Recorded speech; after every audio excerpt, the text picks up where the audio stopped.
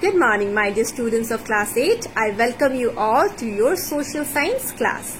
So students, in our last class, we have started with the chapter ruling the countryside, isn't it? So we basically discussed what happened after the East India Company was appointed as the Diwan of Bengal. So students, the company was appointed as the Diwan of Bengal. That means the company was entrusted with the responsibility of looking after all the financial matters. So the primary responsibility of the company was to reorganize the entire revenue structure for the betterment of the country, isn't it? But students, the company was not interested in any betterment of the country. All it was interested in was to trade in India. Its primary motive was to use the Indian revenues to meet its own personal expenses. So students, what happened? The company started misusing its power.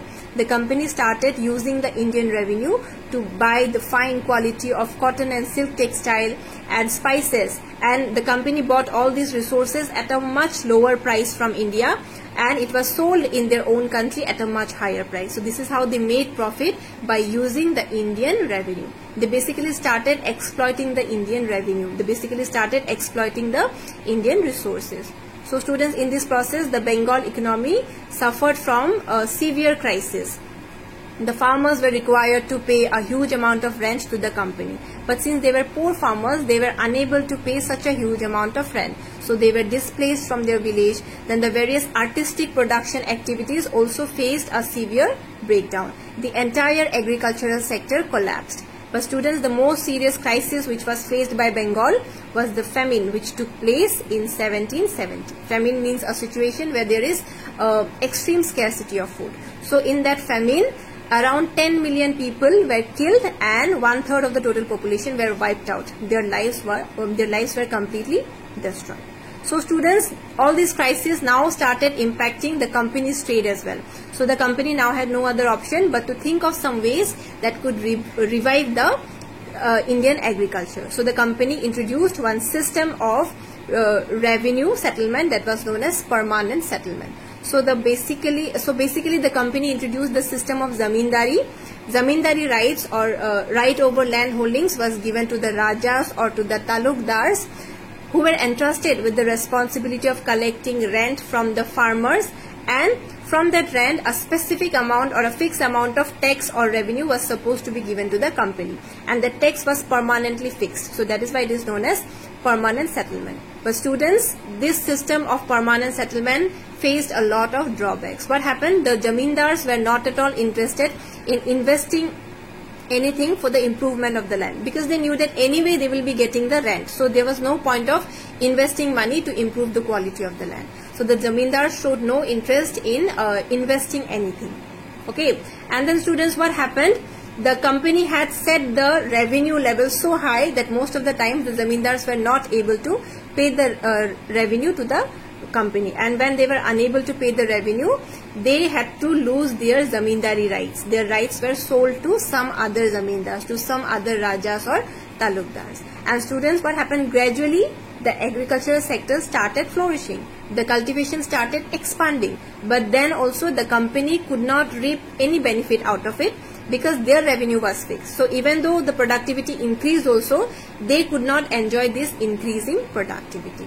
And then also the zamindars were not at all interested in investing anything to improve the land, because they were anyway getting the rent. So these were the problems faced by the company and the zamindars.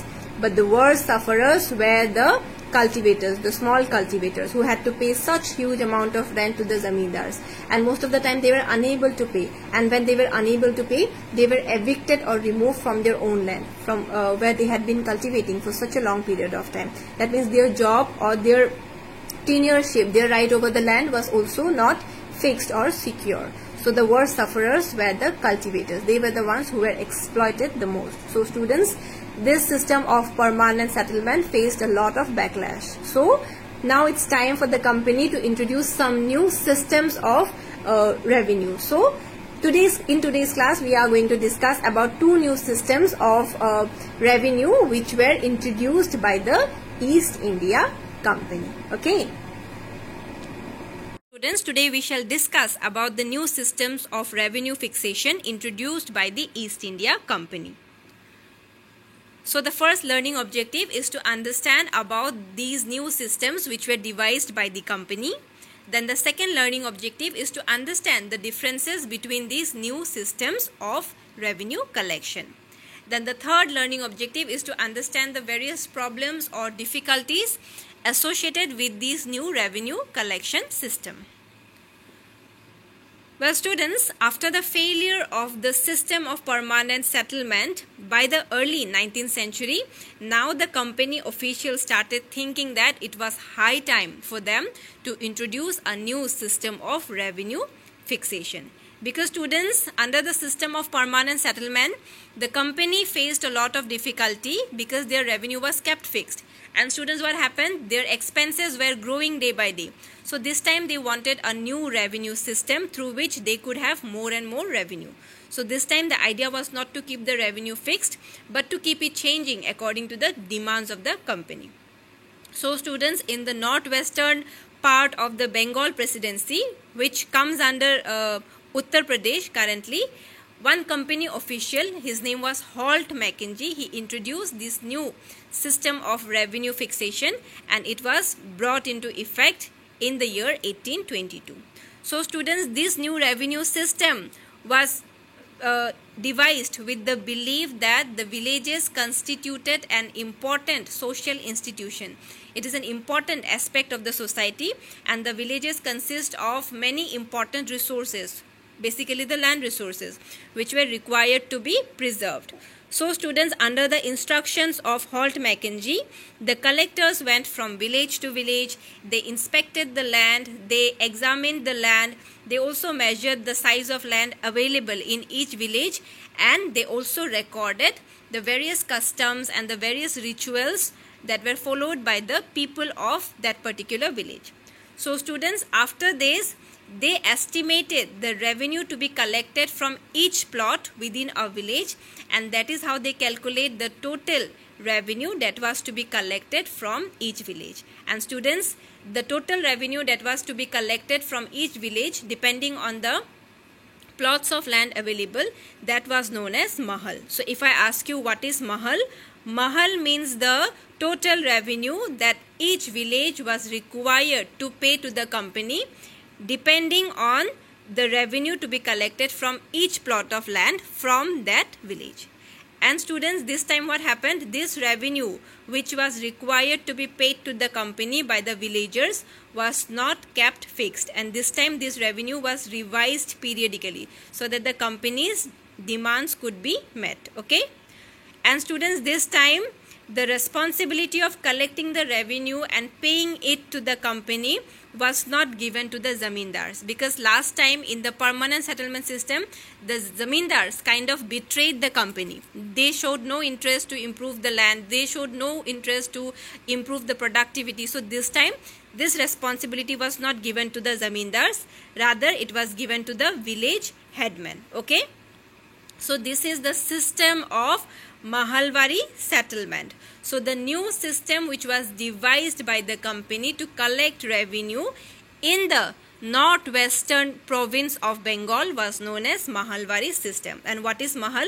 Mahal means the total revenue that a village has to pay to the company depending on the revenue to be collected from each plot of land from that particular village. Alright. And then students, another new system was also devised. Okay, so after the Mahalwari settlement, students, in the British territories to the south of India, another new system was devised. Okay, so this new system was devised by whom? Captain Alexander Red. Okay, so Captain Alexander Red was one company official who introduced this new system of revenue fixation in the southern part of India. Okay, and students, this new system of revenue collection was known as Rayatwari system. Okay, and it is also known as Rayatwar. So students, initially when this system was introduced, it was not applicable on the entire southern area. What the company did, the company first tried it out on a trial basis on a very small scale. In which parts? Only on the areas which were annexed by the company after defeating Tipu Sultan. Basically the areas related to Mysore. So what happened, students? This system of collecting revenue, which was introduced in the southern part of India, was known as Rayatwari system. It was introduced by Captain Alexander Red, and initially it was tried out on a very small scale. It was first tested on a trial basis, and when it was observed that this system was successful, later on this Rayatwari system was modified and improvised by another company official.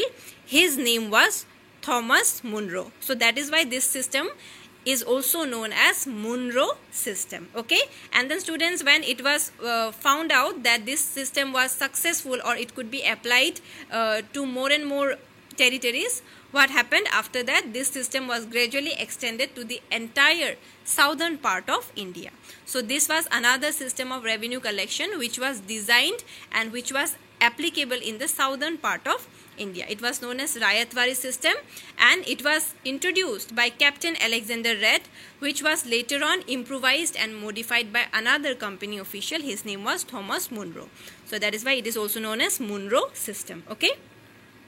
So students, these two company officials, Captain Alexander Red and Munro, they felt that in the south there was no traditional zamindars. In the south, what they had to do, they had to directly contact the cultivators or the peasants to give them the rent or to give them the revenue. So under this Munro settlement, the contact was directly made between the cultivators and the company. So the cultivators had to directly give the revenue to the company, and before they could give the revenue to the company, their fields were carefully examined, their fields were carefully surveyed, and accordingly it was decided how much revenue was required to be paid to the company. Okay, so students, Munro thought that the company should act as a father figure to protect the various ryots which were under their charge, which were under their instruction or operation. So ryots basically were the farmers or the cultivators or the tillers. Okay, so if I ask you who were the ryots, you have to say ryots were the farmers or the cultivators who had to pay revenue to the company under the Munro system or under the Rayatwari system. So students, these two systems were devised, one in the northwestern part and another one in the southwestern part. Okay, but students, what happened? Within a few years after these new systems were devised, problems started surfacing. Okay, because the company's greed to get more and more revenue, it was increasing day by day. The company was becoming more and more greedy. It was not satisfied with the revenue that it was getting. The company was desiring for more and more, and as a result the company was revising the revenue amount more and more. Okay, so what happened? Beyond a certain point, the revenue became too high that the peasants were unable to pay the revenue to the company. So what happened? When the peasants were unable to pay the revenue to the company, they flew from the countryside. They escaped their villages and the villages become deserted. Okay, so because of the high revenue which the company demanded from the peasants, and since the peasants were unable to pay such a huge amount of revenue, they had no other option but to leave their village, and the villages became deserted. So students, the optimistic officials who thought that they would transform the peasants into rich enterprising farmers, their belief did not turn out into reality, because they were hoping that through these new systems, that is the Munro system and the Mahalwari settlement, they would be able to have more and more revenue, and through these systems they would also help the peasants to turn into rich farmers.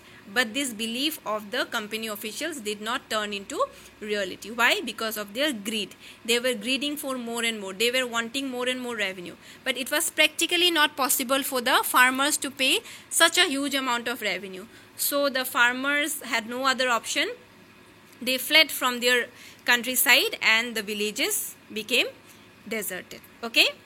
So students, today we have discussed about two new systems which were devised by the company to collect revenue. One was introduced in the northwestern provinces of the Bengal presidency, and another one was introduced in the south of India. So the one which was introduced in the northwestern part was known as Mahalwari settlement, and the one which was introduced in the southern part was known as Rayatwari system or Munro system.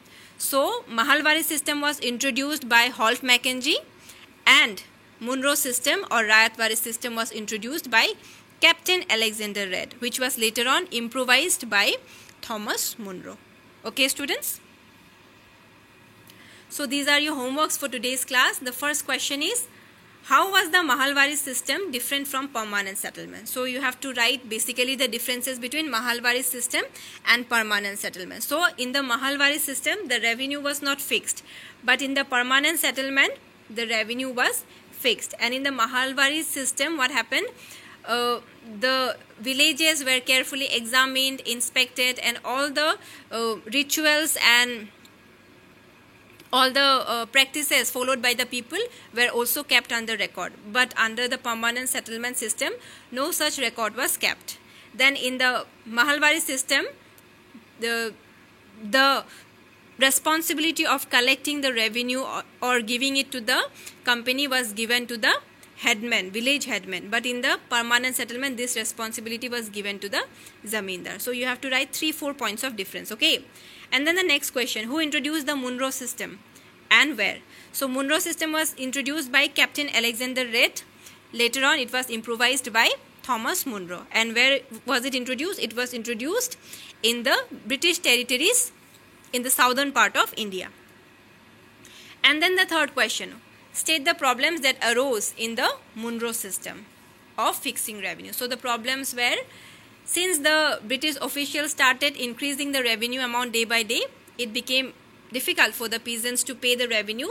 So most of the peasants or most of the ryots, they fled from the countryside and the villages become deserted. Okay. And then students, the last question, define Mahal. So Mahal is the total amount of revenue that a village had to pay to the company according to the size of each plot of land. So Mahal is the amount of revenue that was to be paid under the Mahalwari system. Okay. So students, kindly do your homework by today itself and submit in between 8 to 9 p.m. And then you have your chapter test, which is due on the coming Wednesday, that is on 24th of June. So kindly prepare yourselves well for the chapter test. Wish you all the luck. Thank you. Take care and stay safe.